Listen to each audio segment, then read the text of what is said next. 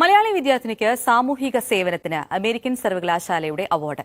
വർഷങ്ങൾക്ക് മുമ്പ് രാഹുൽ ഗാന്ധിയോട് ചോദ്യം ചോദിച്ച് വൈറലായ അമല ബാബു തോമസിനാണ് യൂണിവേഴ്സിറ്റിയിലെ മികച്ച വിദ്യാർത്ഥികൾക്ക് നൽകുന്ന അവാർഡ് ലഭിച്ചത്.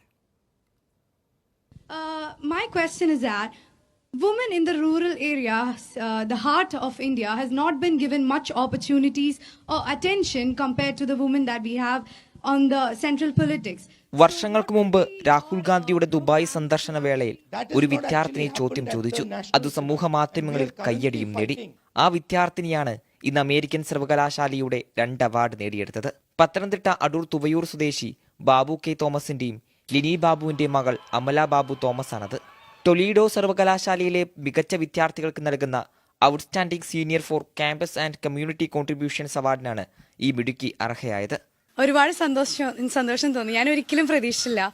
പ്രത്യേകിച്ച് രണ്ടാമത്തത് ശരിക്കും ഞങ്ങളുടെ എഞ്ചിനീയറിംഗ് കോളേജിൽ ഗ്രാജുവേറ്റ് ചെയ്യുന്നത് ഓൾമോസ്റ്റ് ഒരു 1000 പിള്ളേരിൽ നിന്ന് നമ്മൾ 3 പേർക്ക് ഈ അവാർഡ് കിട്ടിയിട്ടുള്ളൂ. അത് ഞാൻ ഒരിക്കലും പ്രതീക്ഷിച്ചിട്ടില്ലായിരുന്നു. അമേരിക്കയിൽ വെച്ച് വലിയൊരു അപകടത്തിൽപ്പെട്ട അമലയ്ക്ക് നിശ്ചയദാർഢ്യവും ആത്മവിശ്വാസവുമാണ് ഇതുപോലെ ഉയരങ്ങൾ കീഴടക്കാൻ സാധിച്ചത്. മനോരമ ന്യൂസ്, തൃശൂർ.